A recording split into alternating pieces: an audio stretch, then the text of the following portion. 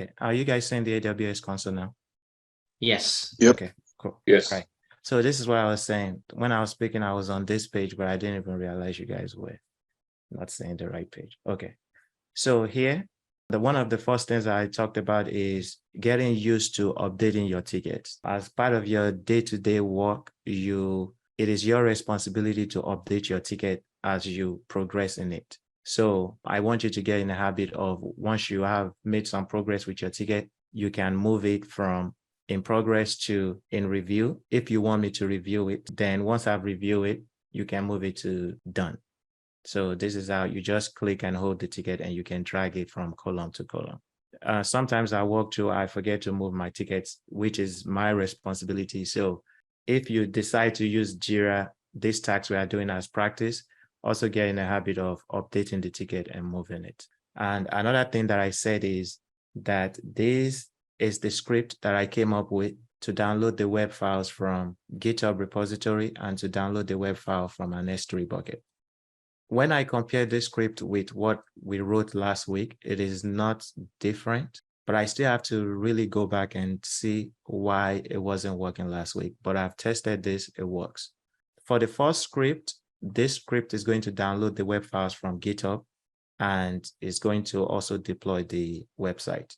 So here in this script, we are going to change to root user, update the EC2 instance, download the Apache server, change to the HTML directory, then download the web files in the HTML directory. Once we download it, we are going to unzip it. Then once we unzip it, it is going to create this folder. So in Linux, when we say folder, I like to say folder because I think you guys understand that, but the term they use mostly is directory. So when you hear someone saying directory or folder, directory, it is the same thing. I always use them interchangeably, so you can say folder or directory. So once we unzip it, it is going to create this directory, and this command is copying all the web files out of that directory into the HTML directory. Then once we have done that, we are just doing some cleanup. So we will clean up the zip file we downloaded and the file we unzip. Then we start the Apache server. If I was to test this script, I am going to go into the management console and I would launch an EC2 instance.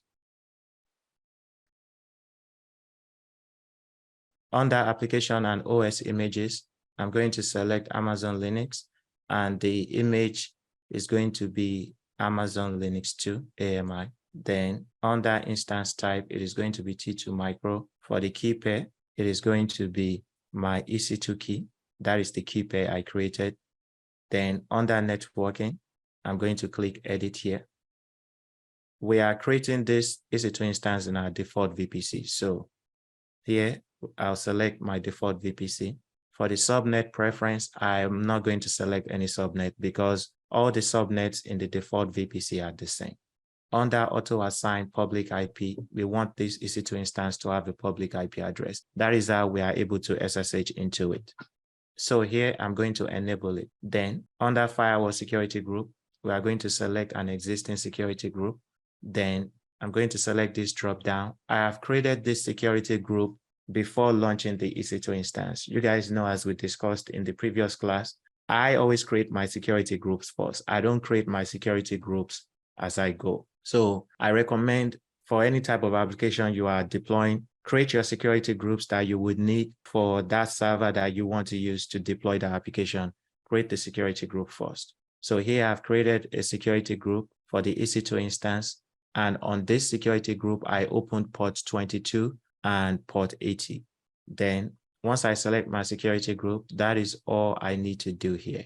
Then under advanced detail, we are going to select this drop down, scroll down. Under user data is where we will paste the script. This is the script. I'm going to select it and copy it. Then I am going to paste it here. Once I paste it, I'm going to launch my instance. Then I'm going to select the instance ID just to go to the EC2 console. The instance is launching now and it is in the pending state. once the instance is running, I would use the public IPv4 address of the EC2 instance to access the site. So to get the public IPv4 of the EC2 instance, select the EC2 instance here. Under details, you are going to see public IPv4 here. You can click this box to copy it. And I'll give it some time for the EC2 instance to pass the status check. Now, maybe I can still try to access my site and see. So I'm going to select it under details, copy the public IPv4 address, then open a new tab and paste it here. Then press enter. And yes, my site is deployed and I can access it. This is the script that I used to complete the first task to download the web file from GitHub. And the main thing I did in addition to this script is I made sure that my repository is public. Okay, so let's move on to the next script. In the next script, I am downloading my web files from an S3 bucket. So what I did is I created an S3 bucket. I created an S3 bucket here. And I uploaded the zip file for my web files into that S3 bucket. This S3 bucket is not public. This is a private S3 bucket.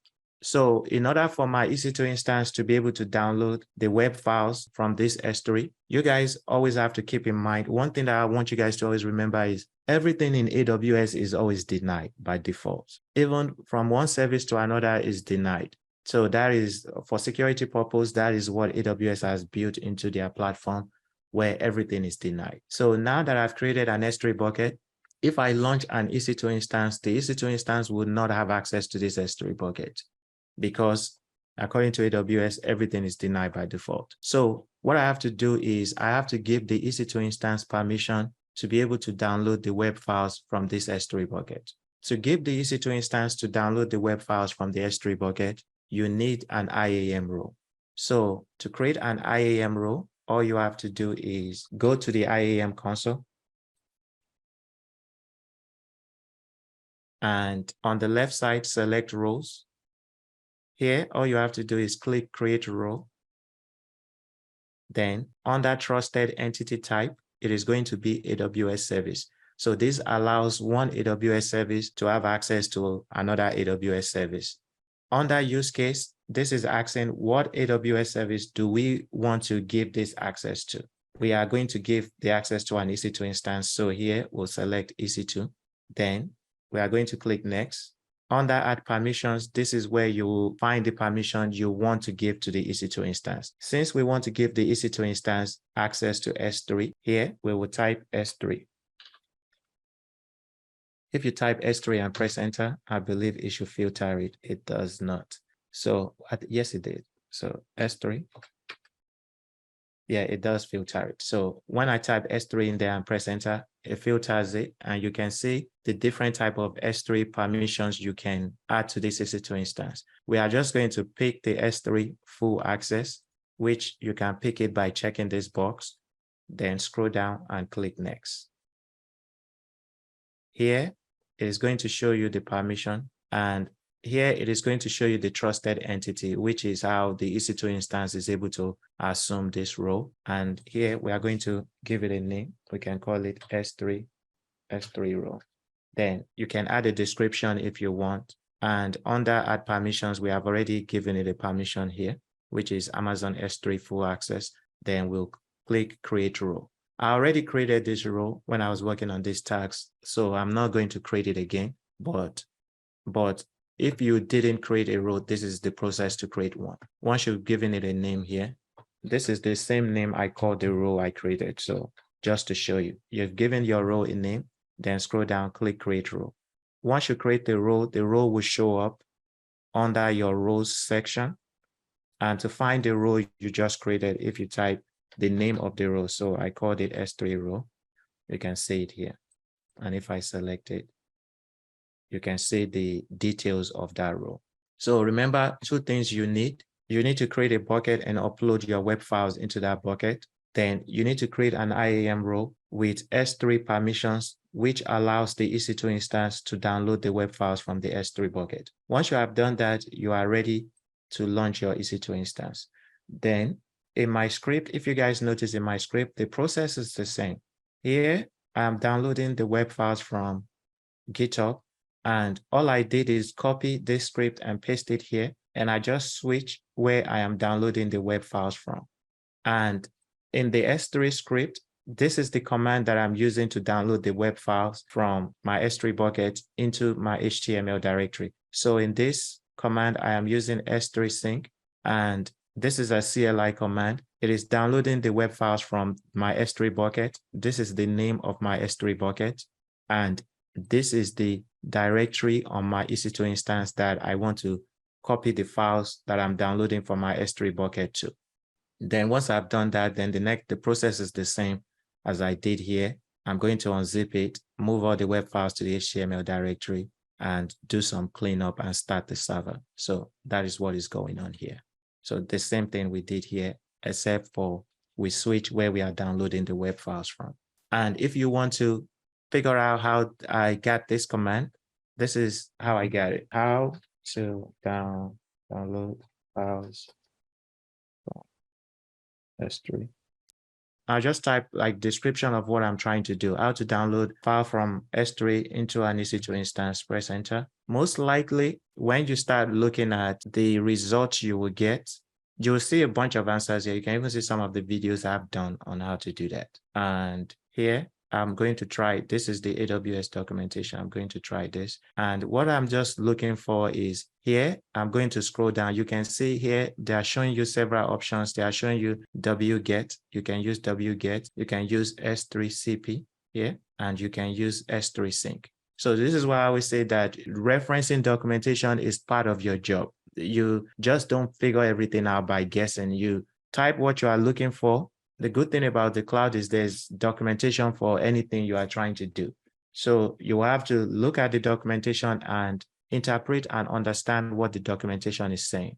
So here you can see I chose this option, S3 sync, and it is saying that all I need to do, anytime you guys are referencing the AWS documentation, and hints that I want to give you is if you see anything that they've marked in red, that means that that is what they want you to change. So when you copy this command to try to use this command, you have to update these values to whatever your values is. So here they are saying that for me to use this command, I have to enter the name of my S3 bucket here and the location where I want to copy the content of that S3 bucket to.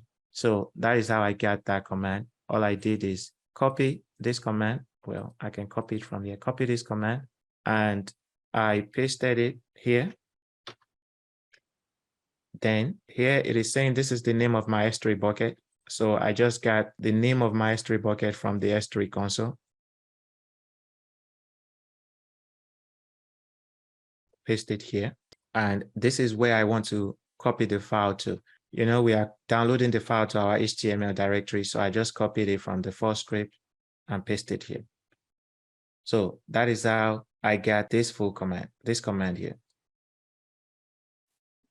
So, which is why I was saying that when you guys are working on your tasks and just think about it, it is pretty much things you guys are doing on a day-to-day on your computer. You can copy a file from one folder into another folder. Use that same concept with S3 because you're just copying the file from a, let's say, a folder in S3 to a folder on an EC2 instance. So anyway, this is how I got the command. And once I have the script, I'm going to copy it. Then I'm going to launch an EC2 instance. I'll call this S3 EC2. Then under application and OS images, it is going to be Amazon Linux. Under the image, I'm going to use Amazon Linux 2 AMI. And instance type is going to be T2 micro. For the key pair, I'm going to select this drop down and select my key pair. Under network settings, I'm going to click edit, and the VPC is going to be my default VPC. I'm not going to choose any subnet because all the subnets in my default VPC are all public. And auto assign public IP, we want to enable it so that our EC2 instance has a public IPv4 address. Then for firewall security groups, I'm going to choose an existing security group. I'll select this drop down and click select my security group. Then scroll down here. click Advanced Details, then scroll down. Under IAM Instance Profile, this is where you give your EC2 instance permission to any other services in AWS you want it to have access to. In this case, we want our EC2 instance to have access to S3. So if I select this dropdown, the S3 role I created will show up here. So any other roles you've created that you want to use to allow your EC2 instance to have access to whatever service it is, they will show up under your IAM instance profile. So here, just remember to select it.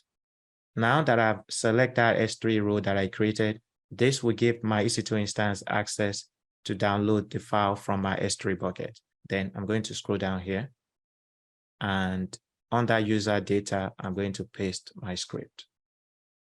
Once I paste the script, I'm going to launch the instance.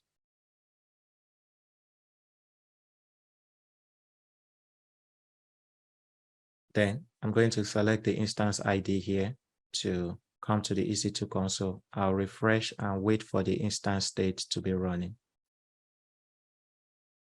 Okay, the instance state is running. I'm just going to select the instance here, copy the public IPv4 address, and see if I can access it for now. I'll paste it here and press enter. It's probably still downloading the script. So, there you go. So sometimes give it time for your script to run, because as you know, as your EC2 instance is coming up, it is running the script in the background to download the web files, unzip and do all those things, update the EC2 instance and do all the necessary things we have specified on the script. So if you try to access it immediately, you might not get your site just like what you saw. And if you give it some time, your site should load if everything on your script is working. So this is how I completed this task. And I'm giving my daily update. This is how I will give it. I'm not perfect at it though, but I'm trying. I work. This is how I will give my update. I'll just say, oh, yesterday I worked on the task to create 2 scripts to deploy the HTML website on an EC2 instance. I've created both scripts, one to download the web files from GitHub and the other to download the web files from an S3 bucket.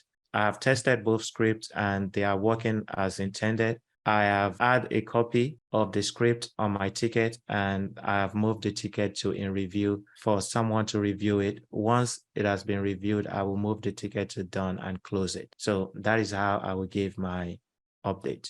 And if I was running into any issues that is hindering me from completing this task, during my stand-up is where I will let them know that I'm running into this issue and this is what is hindering me from completing this task. So your daily update is just an opportunity for you to give an update on the tickets you are working on and the progress you've made on it, and if you have any issues. So that is how I would work on this task. Since I'm done with this task, I'm just going to move it to done. That is the task that I'm working on.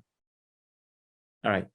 Before I give you guys an opportunity to present your own, give an update on your task you are working on, there's another thing I want to show you guys that can help you organize your portfolio as you go. As you guys know, you talked about, one of the questions I always get is, you guys are working in the management console. How do you present this work to a potential employer? Since the resources you are manually creating in the management console, you have to terminate the EC2 instance once you are done. So this is an idea I have on how you can present this type of work during your interview. I wouldn't necessarily present this type of work during my interview, because as you go through the program, you have much more advanced project you can present. So like, I prefer for you to present either your Terraform project or the CI/CD project. So here, we still need to build your GitHub repository as you go.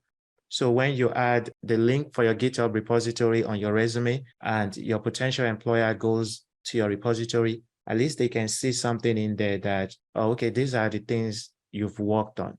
Because sometimes they do investigation. They would go to your LinkedIn profile or go to your whatever link you've included there to just try to learn a little bit about you before the interview. So this is an idea I have.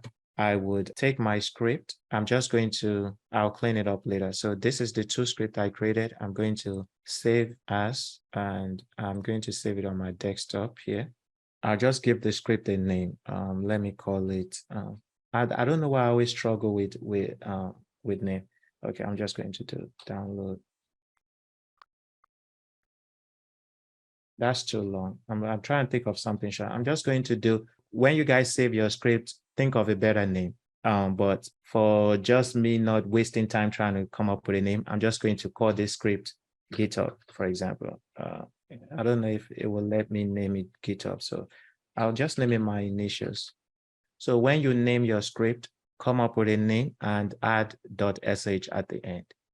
So this is the GitHub script. I'm going to save it. Then I'm going to save another one. Save as. So script, the other one is S3.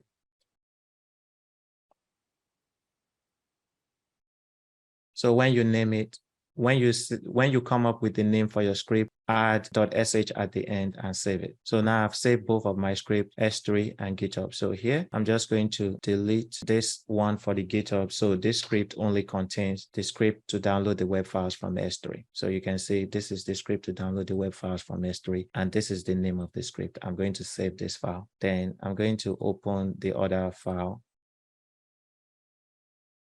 And here, I'm going to clean up this one. And I'm going to do that. So this is the script to download the web files from GitHub. So once you've saved both scripts, right, how you choose to organize your GitHub repository is up to you.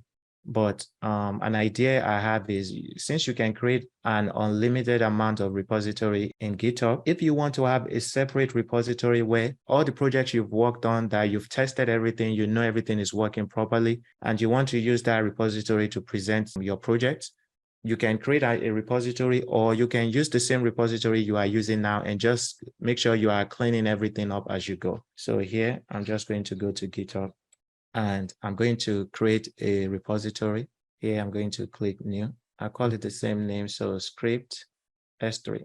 You don't have to name it the same name, but I'm just doing it just so. Once you've given the repository a name, in order for your employers to be able to see the repository, it has to be public. Then here, we are going to check the add a README file. And once you check that, we are going to click create repository.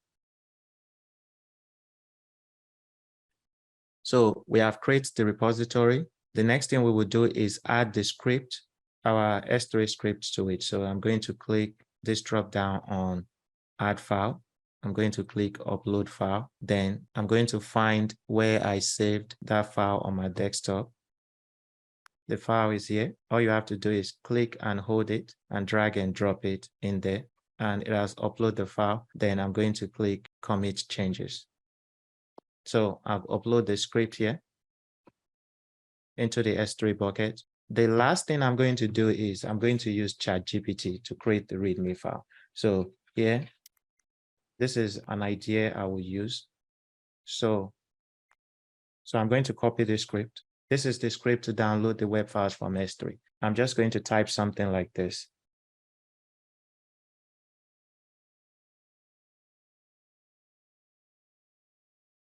So this is what I type. I just created a GitHub repository for the following script. Can you write a README file for the repository? So in your repository, you guys see this README file here. If you guys have visited some other people's repository, it gives you detail of what is in that repository and how to use the resources in that repository. That's what a README file does. So you can have ChatGPT write you a README file for the script you wrote that ChatGPT can do it better, where it would, if this goes as planned, it would write a good description of what the script you've uploaded into the repository is doing and how to use it. So I'm just going to test this and run it and see what it comes up with. Okay. So this is what it came up with. This is what it came up with, what I need to upload into the repository. So I'm just going to click this and copy it. Then I'm going to come back into my README file here.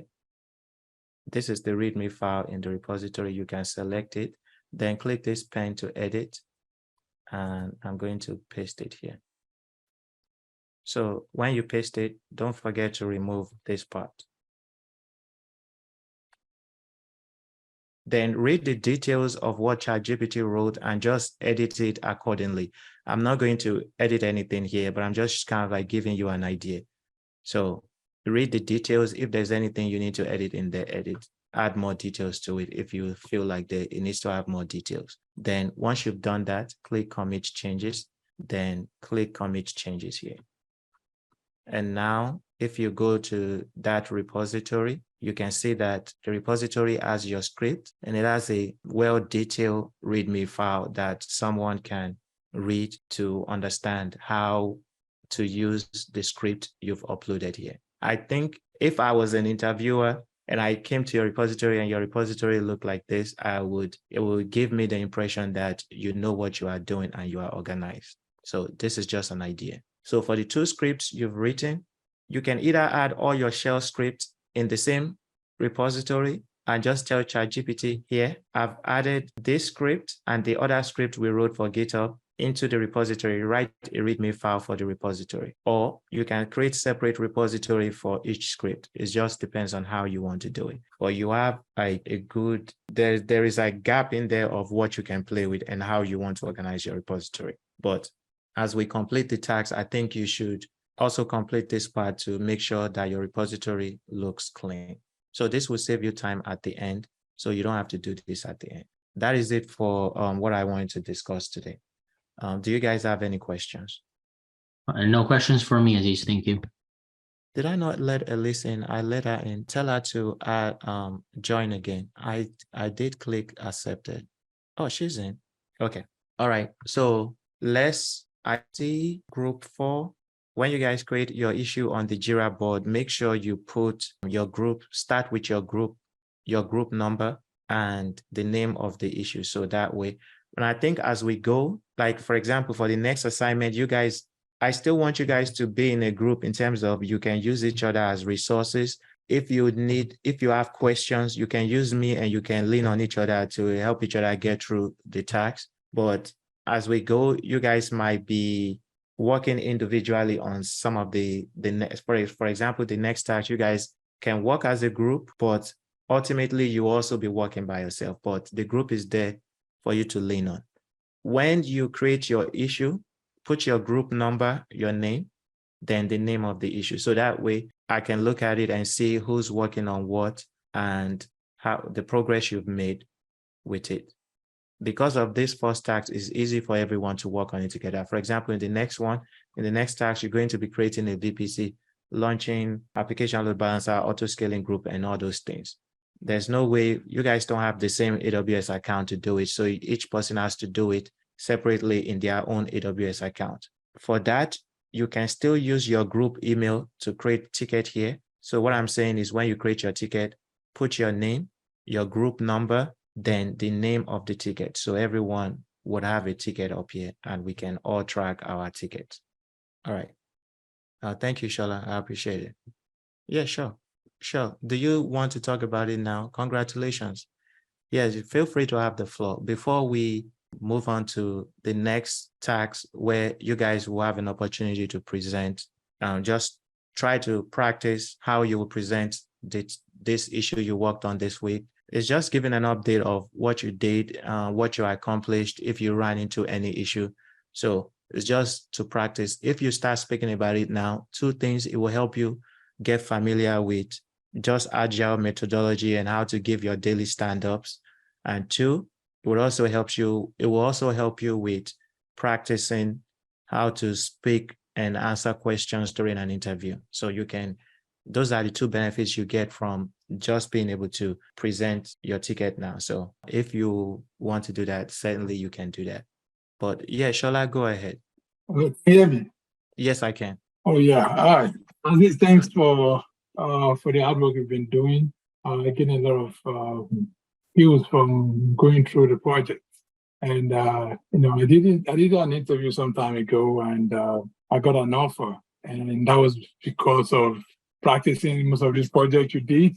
And I just thought I should, mention that just to encourage those of us who are still, looking for an opportunity like that. Well, I got it basically because I was able to discuss a lot about how I was able to build some projects in Terraform And they asked a lot of questions, but nothing to memorize. It was just the process flow, the steps I took. And I got the offer. I just want to say thank you to Aziz and to encourage others that are still looking forward to getting something. Oh, wow. Congratulations. Thank you. See, this is when I'm always very happy about when you guys get your offer. Thank you for sharing. And it makes me feel like I'm doing the right thing. So I certainly appreciate you even going out of your way to share it. Thank you. For me, trust me, I'm telling you guys, this is what I did to get a job. This is what I did to transition from a mechanical engineering background, which is I was doing CAD design, no prior computer science degree. I used to tell myself I'm not a computer person. So this is exactly what I did to build my skills and to get a job, not only to get a job, but to keep the job. But if you guys notice, I don't ever try to tell you guys to subscribe to the program or anything by trying to tell you guys, if you approach me and you ask me to teach you AWS, what I expect to hear from you that shows me you have the right mindset is, what can you teach me to help me build my skills to get a job? Not asking me how many people all the people you've taught, how many of them were able to get a job? That is the wrong mindset because everyone is different. And I always say that getting a job is based on the effort you put in it. What you put in it is what you are going to get out of it. But I guarantee that if you follow everything that I'm showing you, it would improve your skills in so many ways that will give you a high chance of getting a job. And just knowing what you are doing, not only to pass the interview stage, and when you do get the job, you will know what you are doing on day one and you'll be able to keep your job. And you just take that skills and build on from there. I've had a lot of people, I've said over 10, probably like 15 or so, that I've taught that has jobs that are doing very, very well right now. Some of them are even teaching class.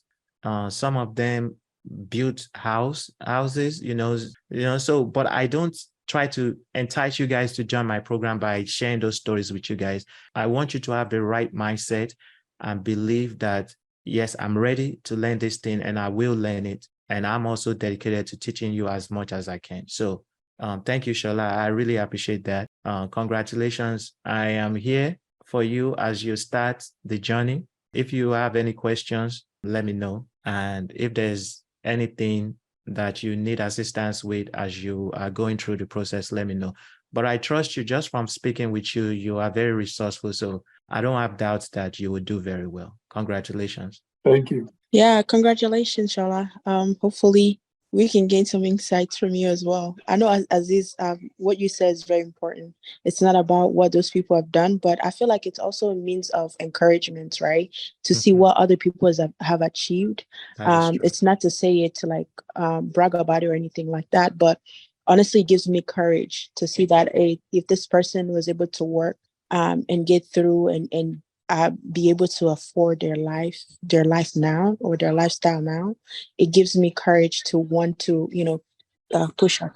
I agree that maybe that's the point I'm missing, and that's also a good point. For me, that is a very valid point, and I appreciate, because I also shared the same story about I came from this background and I am here today because this is what I did. So I agree with you, Ellis. I guess I was also thinking along the lines of because there's so many programs out there that's trying to teach you how to get a job. But I also want you, maybe we can say that when you are looking for a program to join, think of two things, maybe 60 to 70% scrutinize the program on what can that program teach you to level up your skills in order for you to be a competent cloud engineer. And maybe the other 40%, 30 to 40% can be what testimonials do you have for encouragement, what people have you taught that have found success from your program. So I agree with you. Maybe both is needed, but I was kind of like missing the other side.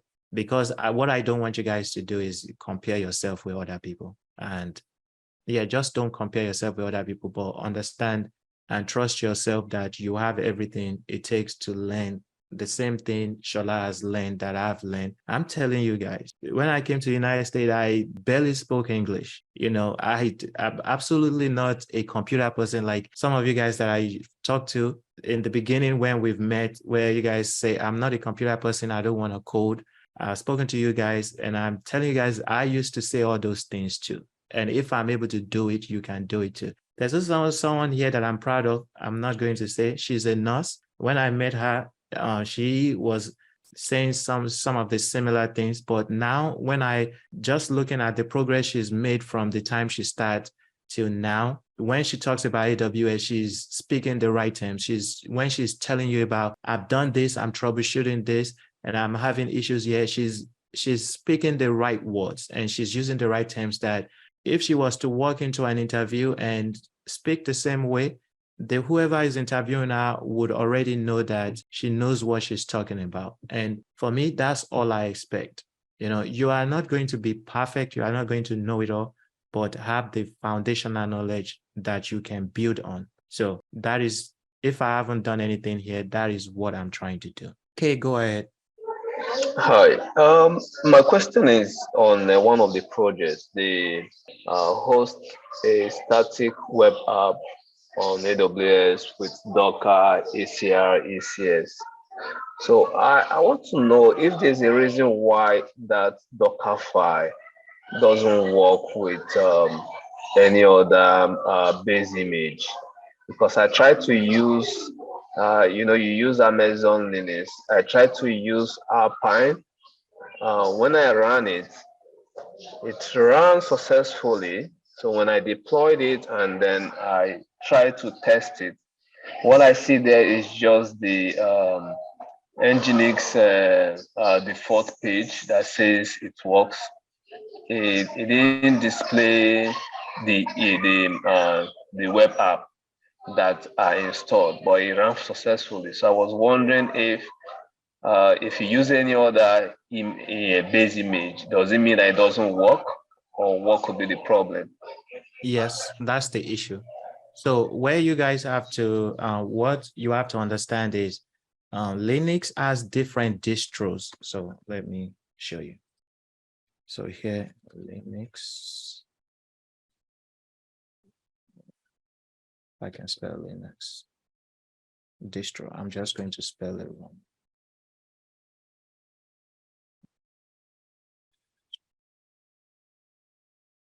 So you can see here, Linux has different distros. There is Ubuntu, there is this Ubuntu Mate, there's a bunch of them. So it goes on and on. So meaning that they are all Linux, but they are some version of Linux. So that being said, all these different distros of Linux, all the commands does not work on all of these distros. So each distro has specific commands that work on it. Certainly commands like cd, ls may work on all of them, but in addition to those commands, there are specific commands that only work on the different distros. So the command you run will be based on the type of distro you are using. So when I created the Docker file, that is based on the Amazon Linux base image, which is based on a specific Linux distro. So I need to look at what distro the Amazon Linux 2 is based on. So now that you are trying to use that same Docker file, which is based on one distro, to launch it in Alpine, it is not going to work because Alpine is a different distro and has its own specific commands that whatever we have specified on our Docker file, if you are trying to do the same thing with the Alpine, you have to make sure you've converted all those commands we specify on the Docker file to meet whatever the Alpine distro is. Does that make sense? Yeah, it does. Yeah, so that's the issue. Okay. Congratulations, Shola. So just know I'm here to support you as you go. So let me know whenever you have any questions. Okay. Do you guys want to present your issue? You want to give a brief stand-up on the task you're working on during the week and what progress you've made? I see group 4 has closed theirs. So if someone from group 4, and if all of you guys from group 4 wants to have the opportunity to present it, you are more than welcome to do that as well. Is someone from group 4 here today? Yes, Aziz, it's gonna be me, Raisa. From Okay. group. Yeah. Good. Go ahead. So do you want to give your update? Right. Okay, go ahead. Hi everyone. Do I need to share screen, Aziz? Usually Or- when you give your update, you don't have to share screen because you are Oh. just giving an overview of what you guys did. You don't have to describe everything in details, just like a high level of what you accomplished and if you ran into any issue or whatever progress you made. So yeah, so because stand-up will take forever if everyone is sharing Right. screen. So Yeah. typically during stand-up, when you are giving your update, you don't have to share your screen. Right. Okay. Thank you. Hi everyone. So we are from Group 4, Team Astra. We consist of Kofi, Aida Hosa, and Raisa. And we forgot, we also have one new member. Well, let me just double check. Yeah, I think George is also with us. Now, when we started the project, we relayed to the script also given by Aziz, and it was not it did not go as planned. We had a team meeting where so Riza presented one of her screen and we collaborated. The task that we had issue was primarily task 1. It's about the S3, like how EC2 will get the permission from S3 to download the files. And we kept getting the Apache test page error. Mhm. So we really drilled down on it, and we have to check the commands until we decided to try to recreate the VPC. Also, we noticed that maybe one subnet may not be really doing the job well. That's why it's hindering us to get the mole website. Mhm. So what we did was to recreate the default VPC Mhm. and then revisit the the script for the S3, the bucket permission, the script there, Mhm. and and after that we plug it into the user data, and then we got the website. Along the process, I also got some help. Thank you, Edgar, by the way, for giving some key points about this, because he spent also some valuable time to troubleshoot with me. So it's when we got the result, it's just more than just getting the page. It's more on the process, on how we work together and how you reach out to someone who's not even in your team to fix the problem. So that's what we realized on this project. Teamwork is really important, and don't be shy to reach out if you really need help, because this is not a one-man job. That's all about it. And our takeaway is on Jira. This is something that you can add to your resume, because I have seen this software to some of the requirements on some companies, the Jira software. So if you can add this, then you can showcase to them that I've been using this during my program with DevOps, and you know how to navigate your ticket with this one. So at the end of the project, we had both tasks running. Okay. Of course, we have to terminate it right away. So there you go. We placed the IP address there, Okay. plus the scripts that we use. So that will be all for our group. Thank you. Okay. Thank you. That is good. So that is very good. As you speak more on things you are working on, it helps you get better at talking about them, and it just helps you. So I encourage you to continue to do that. Thank you, Miguel. Does anyone from Group 4 wants to try to give their updates as well? I know Edgar, Miguel already. I don't know why I tend to always call Miguel Edgar. Miguel already gave the update. So if someone from Group 4 just wants to use it as practice, you can feel free to go ahead. And if not, I'll move to Group 2. Okay. All right. So if anyone wants to present at any point, raise your hand and I'll call you. So is someone from Group 2 here? And can you give an update? Yeah, good morning, everyone. My name is Grace, and I'm from Group 2. And this Group 2 consists of Edgar. We have 2 Edgars, Edgar, and we have another Edgar who say, I don't know if that's correct.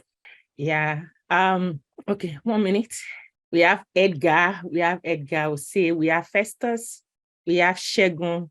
We don't know whose identity is that, but we're yet to find out. Yeah, doing a lot of collaboration, not as in having a Zoom meeting, but in terms of utilizing our Slack page to do a lot of communications. And we have a different kind of scripts for this task. Yeah. So, we kind of we have different scripts. We are yet to come together to finalize on which script works best. But as individual, we're able to come up with different scripts that works for individuals, right? Mhm. Okay. And one of the blockers that we do have is the time zone for this team. So it's a work in progress for all of us to make sure that we have a common ground where we meet and discuss better. And hopefully we get better in the other task. That's the update for the task. Thank you. Okay.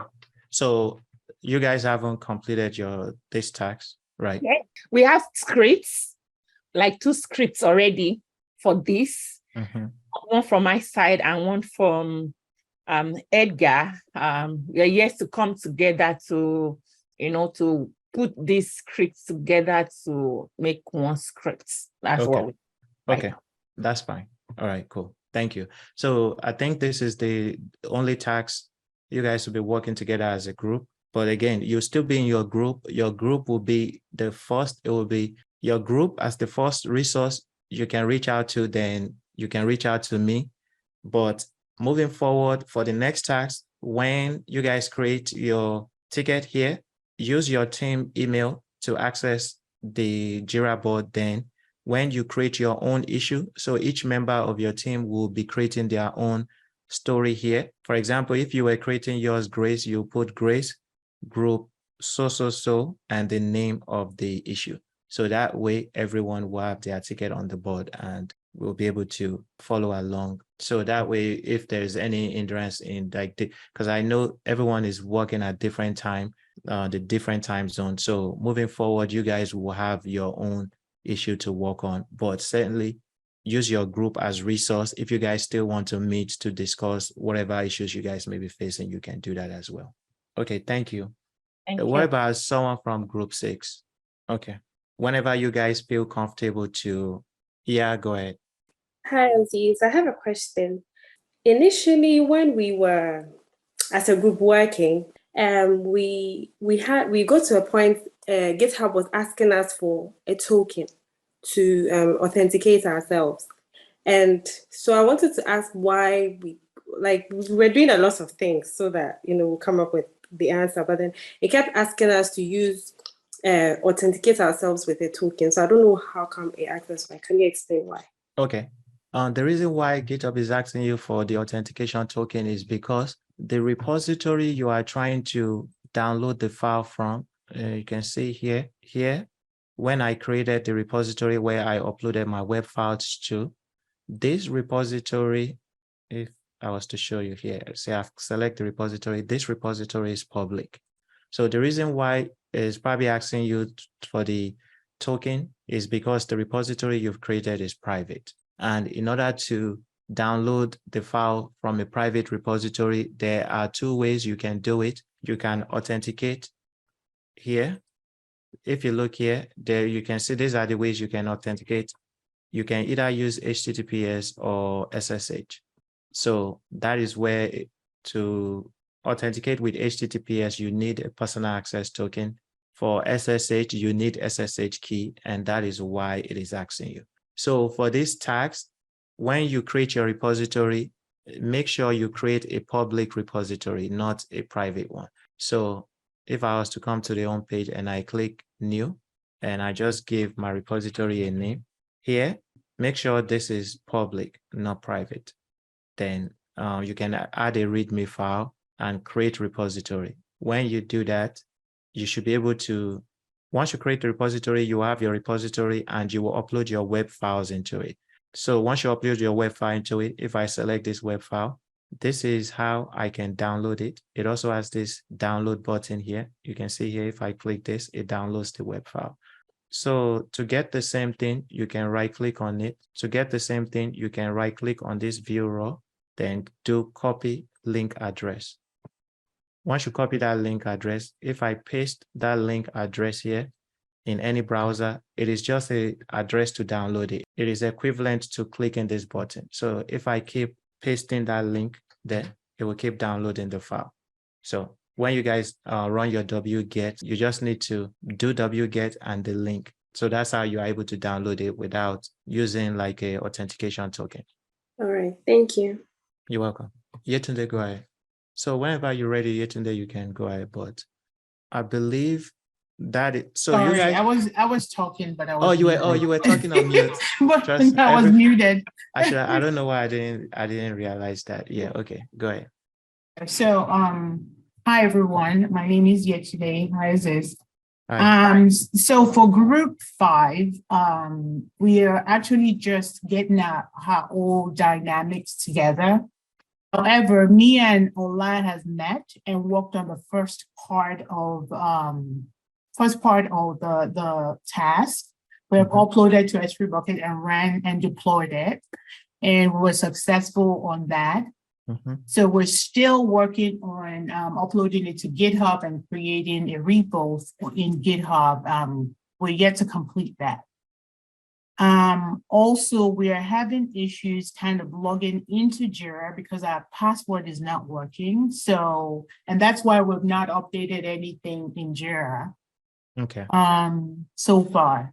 So basically that's the update. I've not heard from the 3 other people in our group. However, we've chat and we're trying to, kind of figure out the dynamics on when we're going to meet and, how, we're going to meet and how we're going to work on tasks moving forward.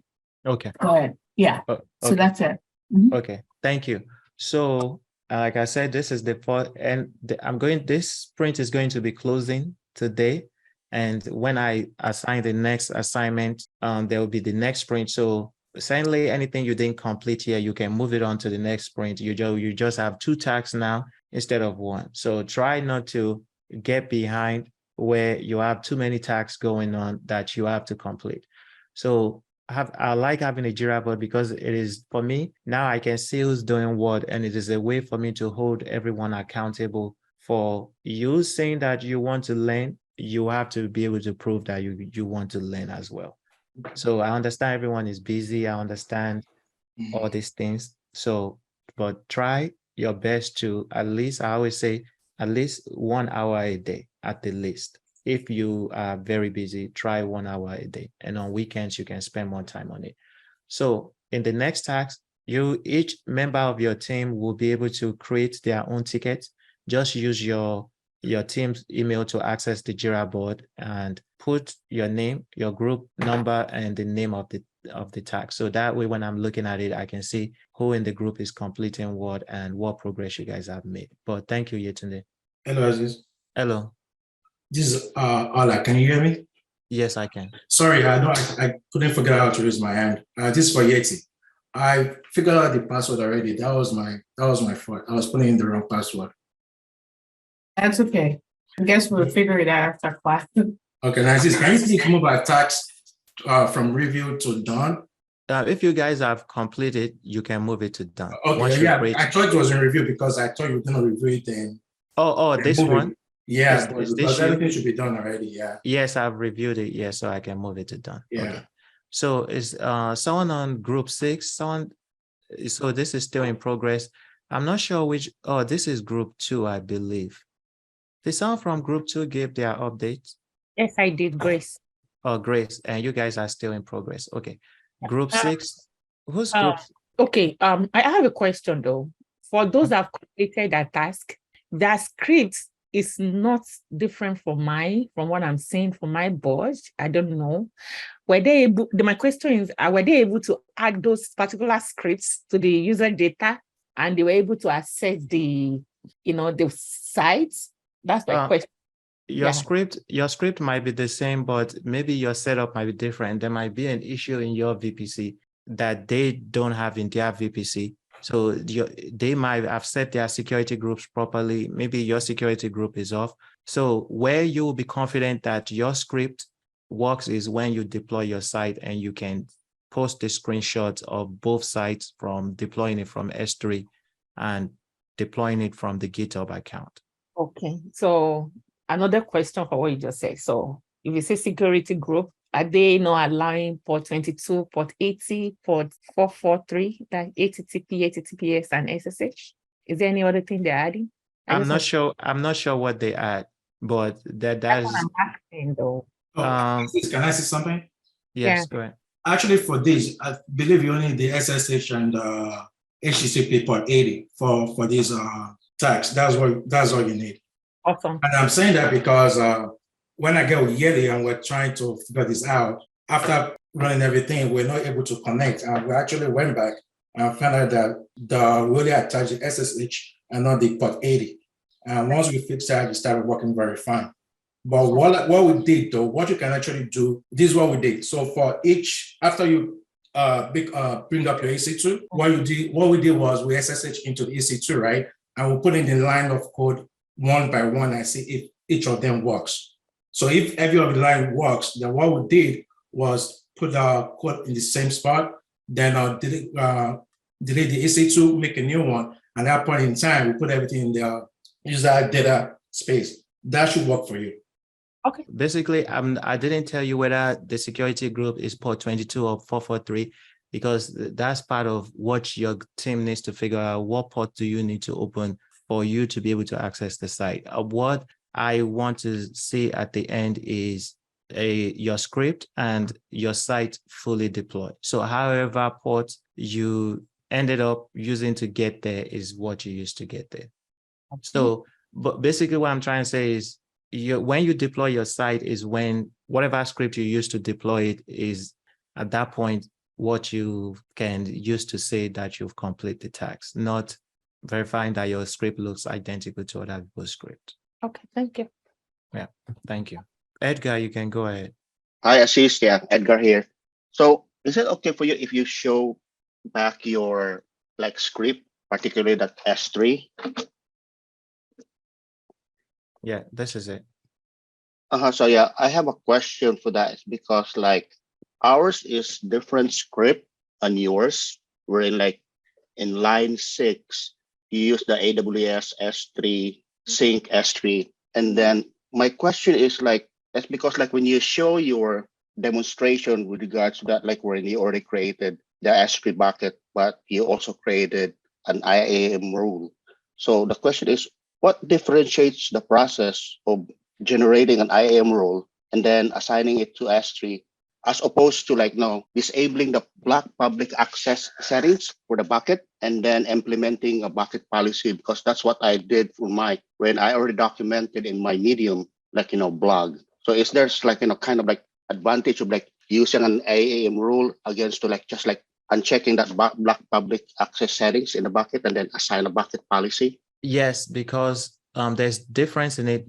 That still works too, but you want to make sure that if your bucket don't have to be public, don't make it public. And in this case, we are trying to think of the highest security possible, where instead of making our bucket public and adding a policy to be able to download something from the bucket, we just use an IAM rule instead. And even within the IAM rule, we can even drill down the policy to only allow the EC2 instance to be able to download specific things from the S3 bucket. So in terms of security, leaning towards an IAM rule is an ideal step to follow. Unless if your bucket must be public, then you go the public bucket route. But certainly that what you've done will also get it done. So generally it's considered as best practices in AWS. Exactly. To use IAM rule. Okay, yes. Especially in terms of security, but ours is I just uncheck the block public access. We're assigning bucket policy. We're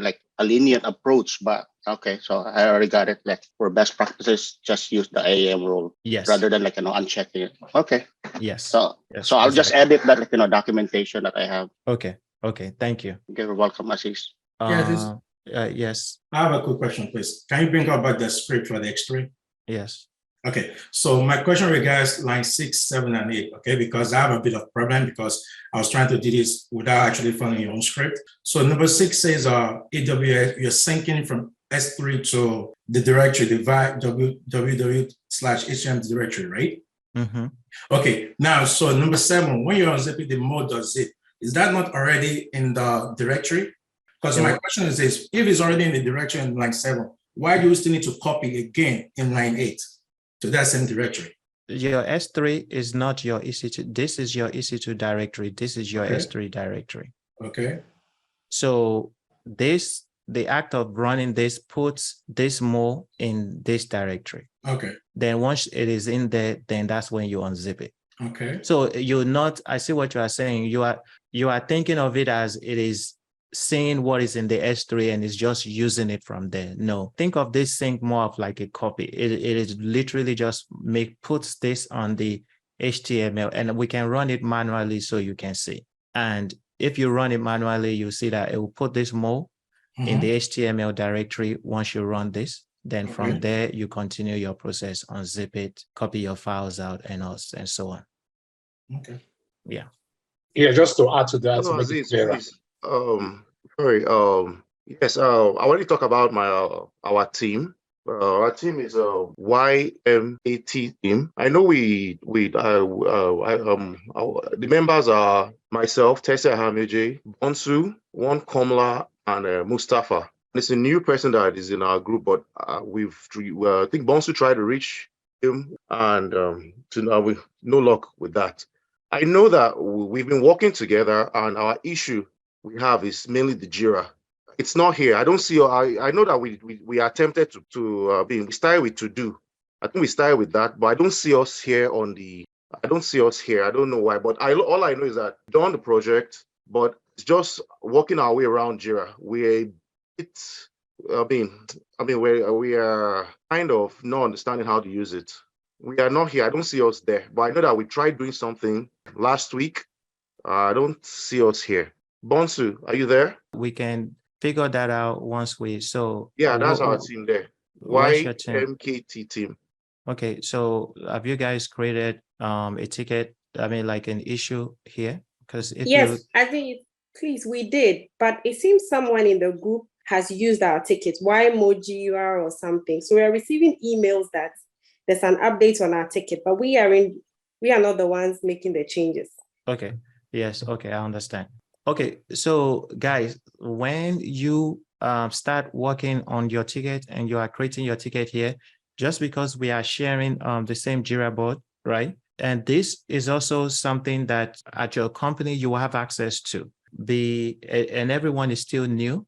When you want to create your issue in Jira, but don't modify someone else's issue. Like don't come into their ticket and assign. So here, when you create a ticket, the reporter is who created the ticket. So the reporter can be anybody. So whoever created the ticket, their name will be here. And assigned to is who's going to work on the ticket. So someone else on your team can create the ticket and assign it to you. So don't come into the ticket and change the reporter. So here, I think this is what you guys are doing. So if you come in here, because you do have access to it, you can change it, but don't do that. Just create your own ticket and work from there. So that is the issue the other team is having, where to create a ticket, all you have to do is come in here, click create.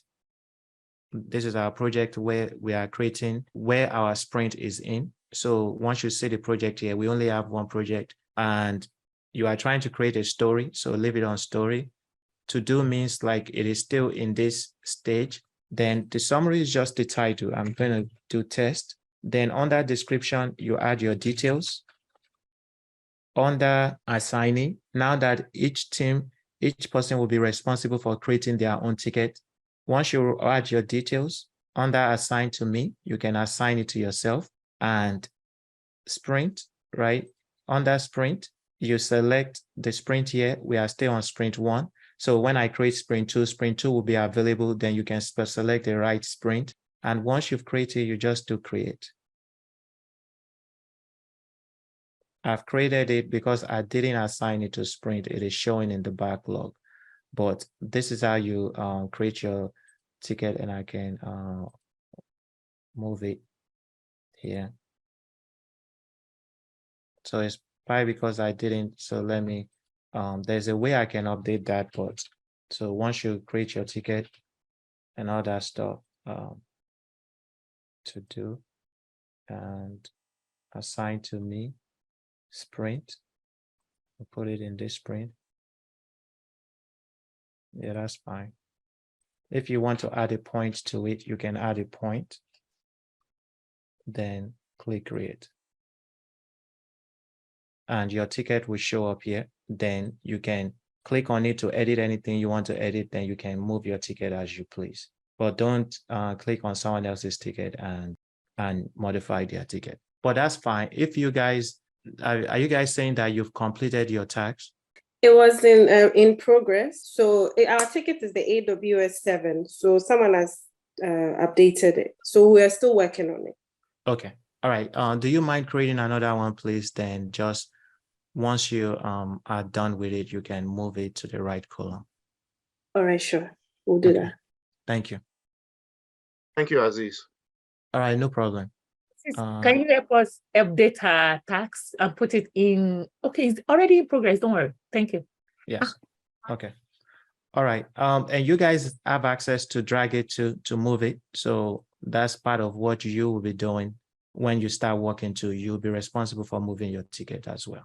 That is pretty much it for this task. The next task you guys are going to be working on is I want you guys to take that same website you guys have, the same website you guys have deployed now. Then I want you to deploy that website using this reference architecture.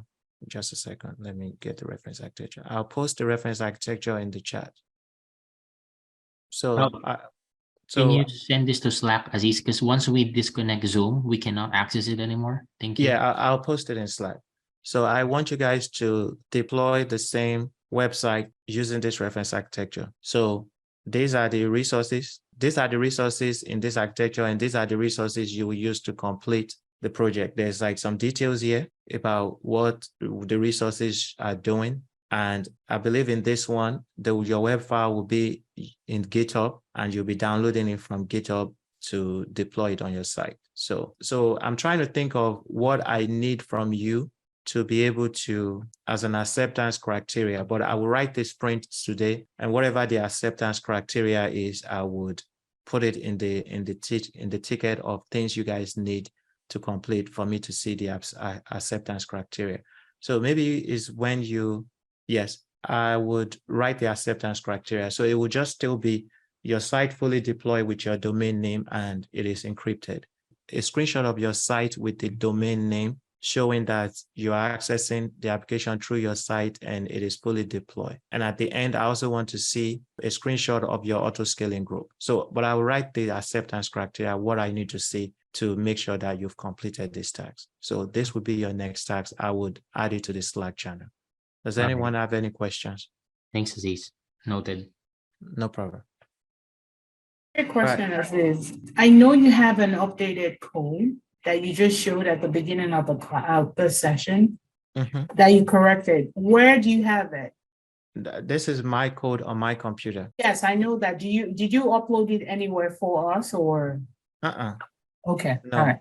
Cool. So you guys have to come up with your own script. So I didn't upload it anywhere, but certainly you can see it now. But what I want to do with the Jira stuff is you are responsible. Think of it as a mini job. So these are tasks that are being assigned to you now. Imagine you are working, these are the tasks that are being assigned to you. And I just want you guys to challenge yourself to be able to get it done. So that is why I'm not giving you guys the script. Certainly, if you need assistance along the way, let me know. I would try my best to assist you as much as I can without giving you the answer. Aziz, about the format of the name that we should put on our ticket, you said it should be the name and then the group number. Whose name are we going to put? Our team's name or? No, your name. So if I was creating my ticket, I'll put Aziz. Okay. Dash group 1. Okay. Dash deploy whatever the name of the task is. Then you enter your description. Got it. Assign to me. If you guys click assign to me, it will be showing up under your team's thing is fine. But if we look on the issue here, we'll be able to see that it is your name. Okay. Then story point. This one, I will put the story point that you guys should put and all that stuff. Then when you guys are doing it, don't forget to, under sprint 2 will show whatever sprint you want to add it to, you add it to it, then you click create. Noted. Thank you. Once you click create, you can see, so here, if I look at it, I can see you guys' name, your group, and the name of the tags. Grace, do you have a question? Yeah, I have a question, but not on this this task you're talking about. Yeah, I know when we first started this mentorship class, it said we can talk about questions or area that we need help. And I just want to say that, does that still valid? Can we just tell you what we need help with, or we just go with this flow? A certain section, maybe we can limit. I want to like teach you guys something in the beginning, maybe like do a demo, then the second part will be giving an update on your sprint, and the last part could be questions on whatever you guys have questions on. Okay. Yeah, so we can still fit everything in. So it doesn't have to be just all Jira, because we're not supposed to cover Jira all day. It's just supposed to be at the most 30 minutes. Okay. Yeah. I would love you if you can teach us about branch strategies. I don't know. Yeah, they use that a lot in my place of work. I would like to know more about that, since what they use as developers, they have created a branch. Yeah, I need you to commit, something like that. And honestly, I don't know what that is. I would appreciate if you can just.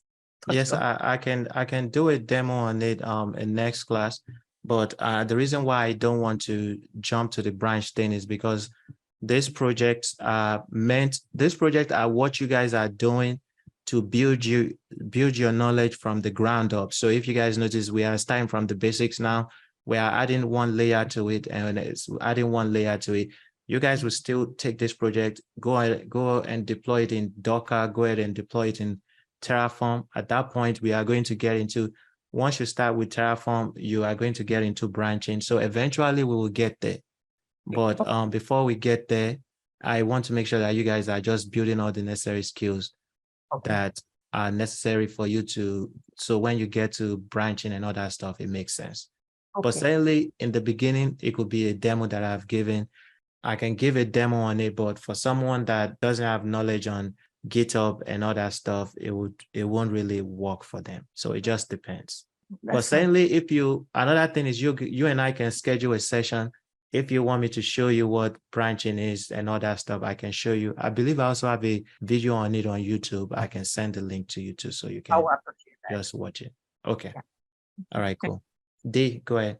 Hey Aziz, yeah, once again, thanks for all your efforts you're doing for us. Really appreciate it. But I have, well, due to different things going on, I've not been in sections like last week and the other week.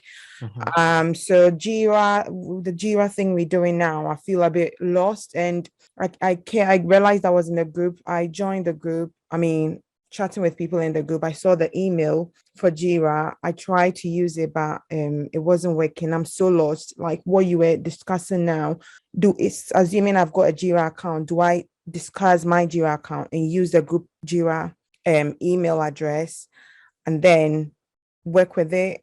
I tried doing it, it didn't work, but I think I've heard from some of the group members that there was something wrong with the account. But can you clarify a little bit if it's possible? Because I'm like, if you go now, I don't know what I'm going to be doing. All right.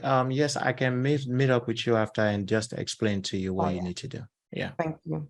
No problem. Yes, I'll just, you can stay after and I'll explain to you.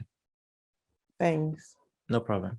Do you guys have any other questions on your tax? I would create the details today and I'll send it to you guys. So let me know if you guys have any questions. And if you don't have any questions, that will pretty much be it for class today. Thank you so much. None for me, Aziz. Thanks. All right. No for today's session. No problem. All have right. Have a good weekend, guys. All right. Bye. Sorry, Aziz, I have a question. Just a I second. did raise my hand. Oh, just hold on. Yes, you can stay on the line, but the class is over, guys. Have a good weekend. I'll see you guys next week.